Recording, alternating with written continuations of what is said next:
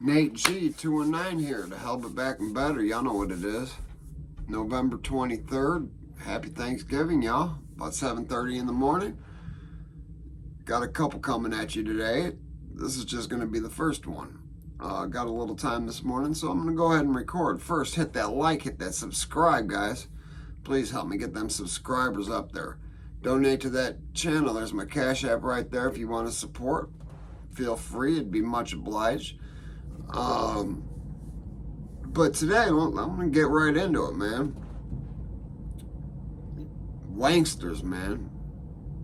Fake gangsters. Man, it bothers me. People that unnecessarily lie.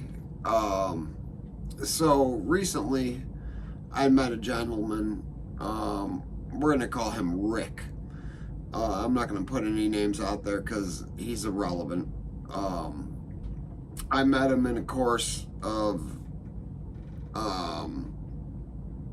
some work I was doing for somebody. But within a couple minutes of meeting him, knew immediately that he was lying. First of all, he's claiming he's a Hellraiser. All right. For those that don't know, a Hellraiser's a gang that is prominently white. They kind of resemble more of a skinhead persona. Maybe not necessarily a skinhead. I'm not trying to disrespect any respectable Hellraisers out there, but what they stand for and what he stood for is two different things. Now, when you meet somebody and know within 3 minutes that everything they're telling you is a lie, you get curious about them and you look them up. And all right, guys, going to prison is not a badge of honor. Going to prison is an experience that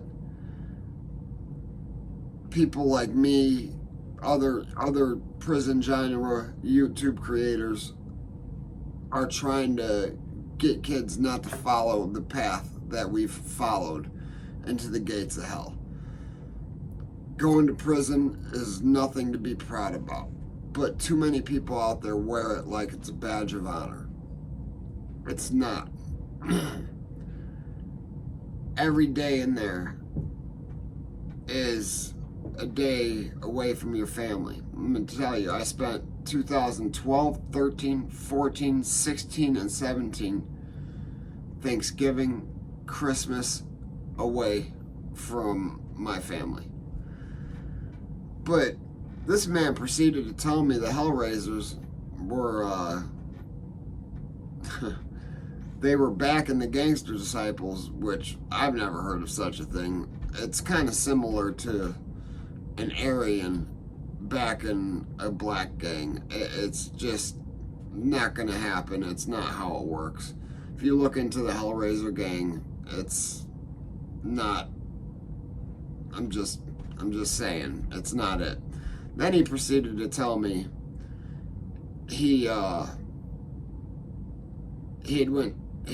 denied the county and the state to take any of his blood or anything like that from the county jail before he went to prison. Now, when you're convicted of a felony, you have got to donate a sample of DNA to put on file in the state of Indiana, along with most states across the country, if not all. I'd be surprised if there's any states that do not require that nowadays. Now, when I was first convicted of a felony, that wasn't a felony or a law that I had to do.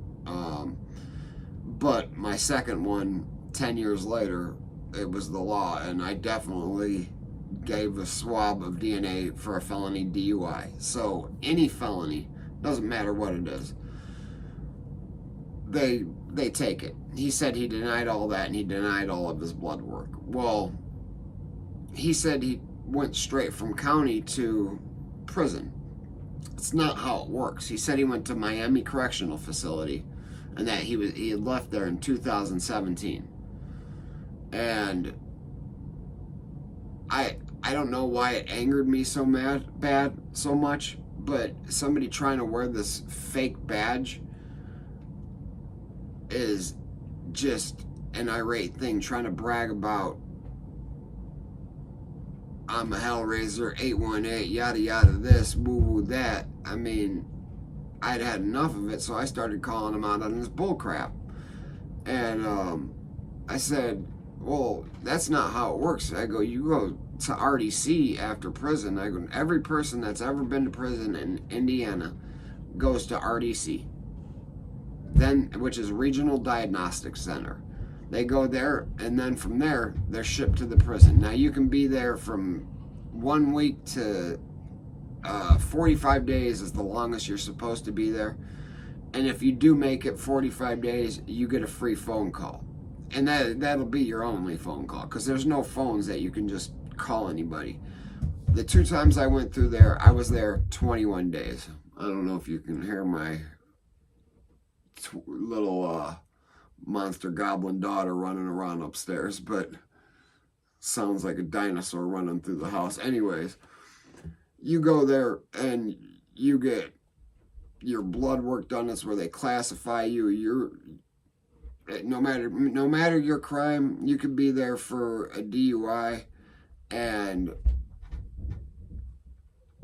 your cellmate be there for quadruple murder. It doesn't matter. You're in there mixed up. There's no single man cells. It's all dual cells, and there's a new section. There's an old section, but you're there. I said, how long were you at RDC? He told me 1.5 years. And I started laughing. I said, that's not even possible. I go, bro, what's your DOC number? And he goes, ha ha, just gave me this stupid laugh. And it was rather irritating. I'm sorry. This has been a thing that's been bothering me for a few days now. Actually, well over a month. This guy I've seen on and off. Hold on, time out. Time in. And it's just, I don't know. It's going to prison is not a badge of honor. So lying about going to prison is just pure stupidity. And he was telling people he was fighting these double homicide or double manslaughter case. No, I'm not gonna lie. He is fighting a case, and he's telling people that it's for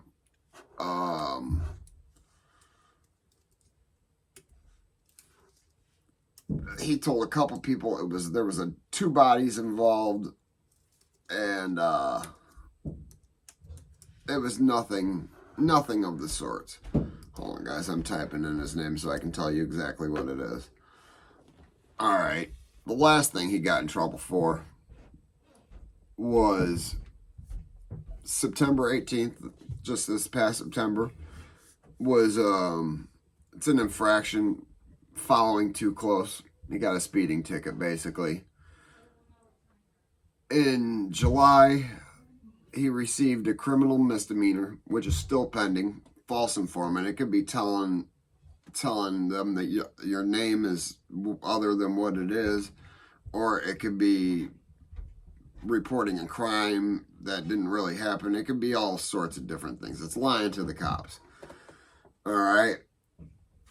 So February 6th of 2023, a level 3 felony, which a level 3 felony is not a low-grade felony in the state of Indiana.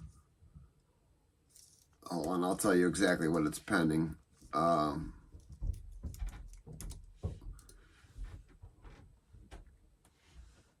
It's between 3 and 16 years, which is a big difference, but the advisory sentence of 9 years. So on average, unless you got a lot of aggravating factors, which there's aggravating factors. I'm going to get into that for a second. Is 9 years. So on average, you're going to get sentenced to 9 years. And you're going to either serve 75 or 85% of that. That's if you're convicted of that level 3. Chances are there's going to be a plea agreement. But that's for aggravated battery when results in loss or impairment of bodily function. And then there's another level 3.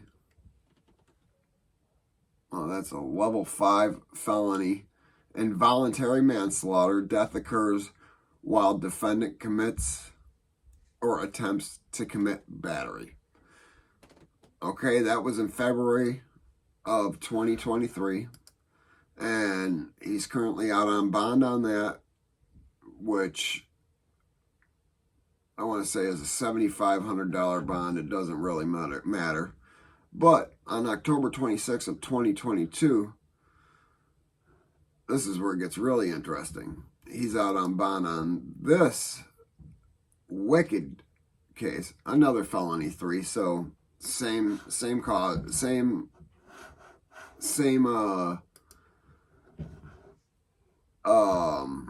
type of punishment he's facing. I'm just making sure this isn't the same exact cause number, and it's not, which he tried to say it's all under the same case.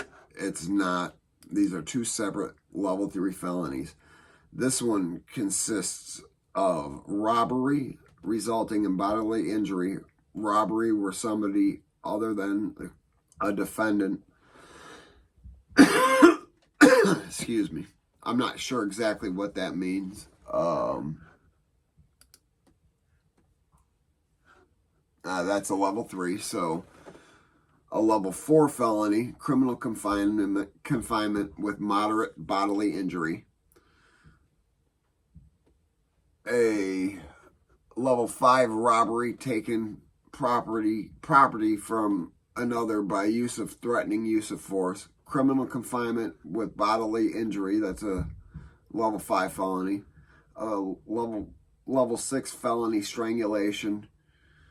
And then it goes on to a felony 6 confinement. This is basic criminal confinement charge. I don't know what that is. Criminal confinement can be kidnapping. It's holding people against their own will, not allowing them to leave.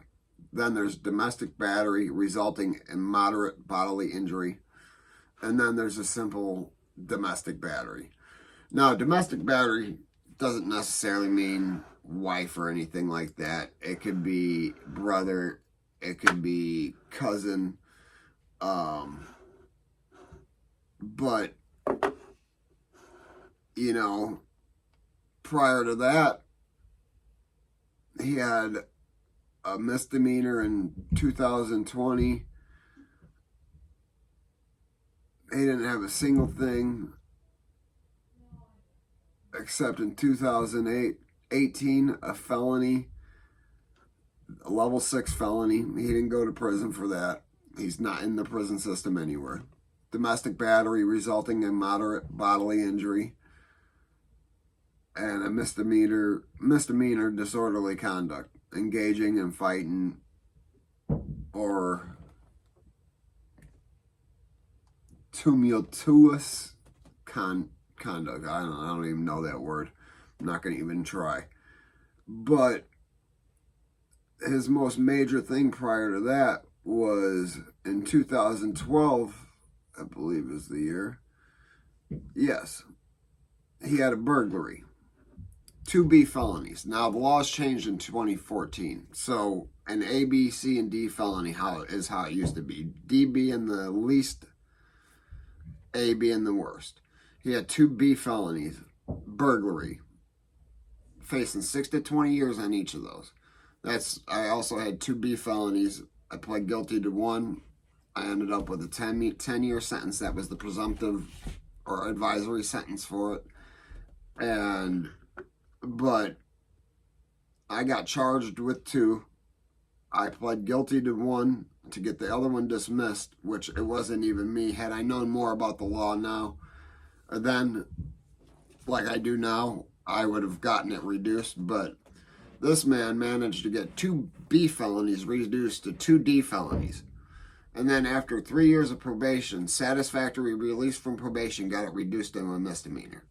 So this is the burglary he claimed he went to prison for. I'm sorry, guys. I had to get that little rant out there. It's not cool to brag about being in prison. We tell prison stories to try to get people to not go to prison, to maybe change their ways. And I've been told by a certain individual that it hits home to him that, you know, he realizes he needs to change his ways. And I have friends that I talk to on the inside that love what I'm doing, but I'm still trying to help spring a couple of them, because a couple of them need to be sprung. Now, Ronald Ariel Sanford, he used to have 170 years. He goes home now next year. It used to be 2070 was his earliest possible release date, and he goes home next year now. Paperwork was done, and thankfully that man who went to prison at a maximum security facility at 15 years old, he goes home next year. But there's probably thousands of others that deserve a second chance too. And not only 1,000 others that deserve a second chance, 1,000 more that deserve a shot at knowing what it's like inside. So people like me tell our stories. Man, don't be like Rick. Don't be like Rick, because Rick's a joke. Don't be that guy. Strung out on K2, Spice, whatever, and he's never even been to prison. Anyways, guys, never forget life's choices. Please don't. Man, they can be horrendous. But hit that like, hit that subscribe, hit that channel if you guys want to donate. And you know, if they ain't hitting it, you ain't making it.